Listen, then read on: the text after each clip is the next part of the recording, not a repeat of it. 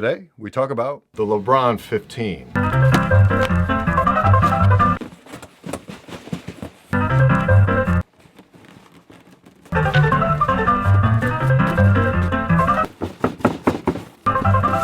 Whew, okay. Can't really tell what the front says. I want to say it says Zoom, or maybe...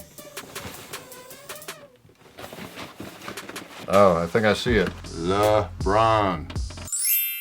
His patented signature King James logo. LeBron James on the back. Nike swoosh. Signature. Woo-wee. There you have it. The Ashes colorway. That's fresh. But more specifically, could you make a case that instead of this being your shoe of the year, if you want to classify this more as a retro that's been done over and over and over again, although in this case, extremely well done, could you argue that in terms of innovative, athletic Nike product, that this could potentially be that shoe of the year? Really? Can you feel the tension in the air right now? I know I can. I want to make a case for this, but first we need to kind of explore how we got here. Boom, the Nike Air Zoom generation, the first sneaker in LeBron's signature line with Nike back in '03. What a time. What a time. What a time. It's got the date imprinted on the inside, commemorating the date of his debut. And though this is the first game colorway, it technically isn't, given that he was in an away game at the time, but itty what it is. When they went to LeBron and told him, hey, what's most important to you in a shoe? He said comfort. And I gotta tell you, these are quite comfortable.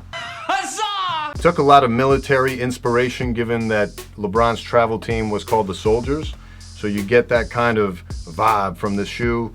The metallic plating on the back, reminiscent of a Hummer, a military vehicle, which LeBron also had in his teens. And you can sort of see the inspiration for that throughout the shoe. Medial side ventilation piece, reminiscent of certain military vehicles, as well as a way to create a more lightweight shoe for LeBron. Next up, the LeBron 2. I don't own this one, but I'm waiting on a retro, and it featured double stacked zoom and was built to be indestructible, and it certainly looks like it. Next, the LeBron 3. Not really a big splash in terms of impact, but nonetheless, bring it back, LeBron. I want a cop a pair. Next up, the LeBron 4. Definitely want to get my hands on a pair of those Fruity Pebbles, so if we can get those retroed, please. Thank you very much. This shoe was special because it brought back a technology for Nike from a shoe that had debuted in the 90s. Foamposite. The LeBron 5, another small splash in the impact department, and it just really kind of, in my opinion, carried itself like a very recycled shoe from what I'd seen in the LeBron line in the past, but for completeness sake, I'll definitely be looking for these to retro so I can grab a pair. Next,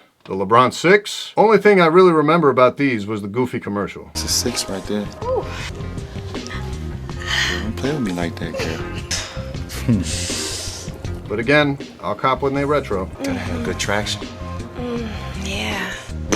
Oh, come on. Next, the 7. Now we're cooking with natural gas. Damn! The 7 was a big fork in the road in terms of design aesthetic for the LeBron line. The most obvious change, the full-length visible Air Max cushioning. Peace out, Zoom Air. This was also the first time that Flywire made it onto a LeBron line sneaker. This pair in particular was the Dunkman colorway, from his signature logo, which had been featured since the LeBron 2 model. Every year, every silhouette has had a Dunkman colorway, but it's never really taken off as far as the logo goes. But regardless, fantastic colorway in terms of that contrast of limey green and black, so must have. Well, the LeBron 8 South Beach. This was when LeBron took his talents to South Beach. Enter controversy. I can feel the tension in the air.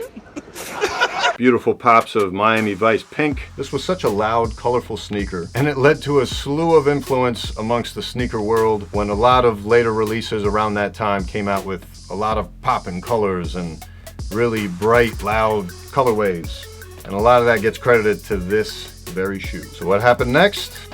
LeBron 9. This being the Big Bang colorway, arguably the best sneaker of the silhouette to release. Coming out around the Galaxy Pack Nike released for All-Star Weekend, and this was therefore called the Big Bang. Still featured components of Air Max, had the Galaxy type vibe on the inside, but also introduced carbon fiber print to the sides, as well as the introduction of Pro Combat technology into the inner cushioning. But I'd argue the best colorway, in fact, came from a sample pair, the Watch the Throne pair, with the beautiful floral laces and inner lining, influenced by former Givenchy creative director Riccardo Tisci, who designed the album art for the iconic Watch the Throne from two of the greatest artists of our time.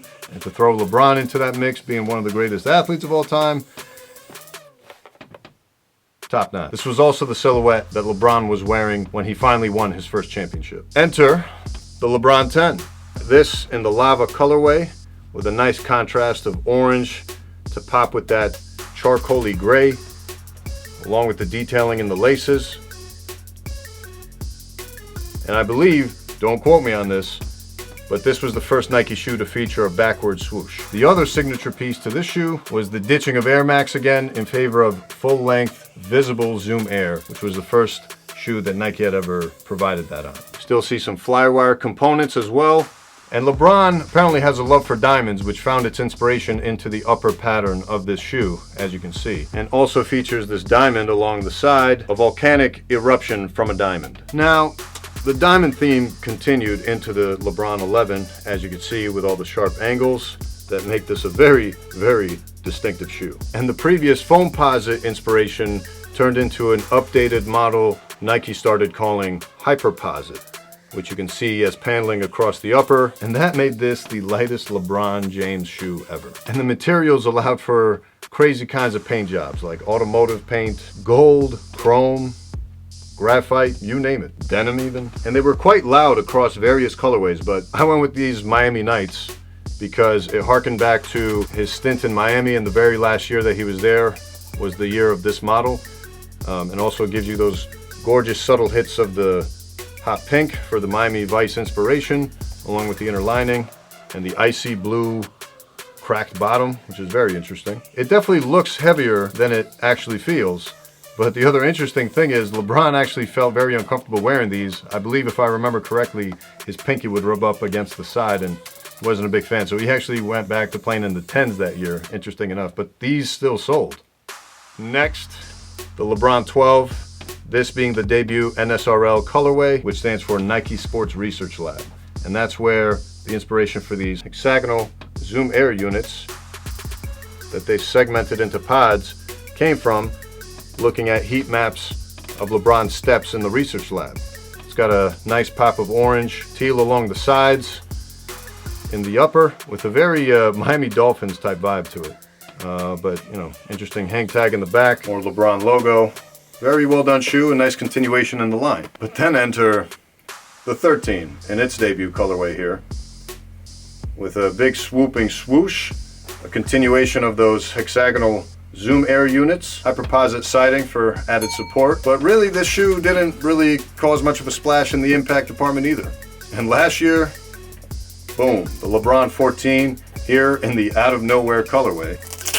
Got his signature along the side with a bright red stripe, Volt along the back with his logo,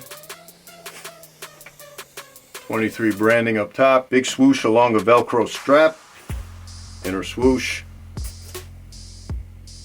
boom, continuation of the hexagonal units. These are actually remarkably comfortable. It's very interesting, their release just kind of came after he debuted these on that Christmas game where they had that nice comeback against the Warriors. The shoe released shortly after that Christmas game, but there was no real hype around it or any kind of lead up, and maybe that led to the colorway name of Out of Nowhere. Which leads us finally into the 15. Gone is the days of big in-your-face Nike swoosh, and instead, in the back, a subtle hit. Otherwise, you have the introduction of what Nike is calling Battleknit, the next evolution in Nike Flyknit technology, and the first time ever it's been used, and it's on the LeBron 15. Now, when you're talking about Flyknit, it's important to start at the beginning. 2012 Olympics, the Nike Flyknit trainer in its debut colorway here, which was the first time Nike had introduced the revolutionary technology. But as you can see, it's remarkably inelastic. Great for a trainer, great for a running shoe, but not quite ready for the basketball courts. Enter a few years later, Flyknit shows up for the first time on a basketball performance shoe in the form of the Kobe 9. As you can see here though, it's just a very superficial coating of it, and underneath you have plenty of synthetics, still keeping it structured enough to be effective on a competitive professional basketball court. But finally, with the introduction of this Battleknit, you can see the immense amount of detail in that knitting and how it's very obviously going to be extra support for Lebron, especially as he's cutting, making a lot of lateral movements. And especially in this Ashes colorway. Woo! Woo! Woo! That harkens in reference also to this little flame that you can find on the inside of the tongue. Now, as far as the inspiration for the colorway, according to Nike, they reference LeBron's haters and how they've tried to reduce him to ashes, but he's risen from them. And this colorway honors the embers of LeBron's past, which ignited the unbreakable athlete and man of the present. Hence the explanation for the fire. And then this beautiful leather lining across the front and the back heel tab. And to me, it gives a very Game of Thrones type vibe as far as the knitting, like a very dragony feel to the Flyknit, or Battleknit I should say. But yeah, you can clearly tell just by touching it how strong this thing is. And LeBron himself has described it as one of his favorite shoes. And I gotta agree, putting it on my foot right now, this thing feels great. Comfy, you can tell it's secure, and this combo Zoom Air Max cushioning should be very interesting. Outsole also looks pretty promising as far as traction goes, but time will tell. But otherwise, fantastic execution. The bottom line is, for everything I've said, this just clearly shows the continuing advancements in Nike athletic technology, coming into new products again and again and again, with this being the latest step forward. And just for that, I got to give this serious consideration for Shoe of the Year. What? Yes, I am right. But no knock on Virgil. He really did his thing with this one, but don't sleep on this. And with that, we'll see you on the next one. We out.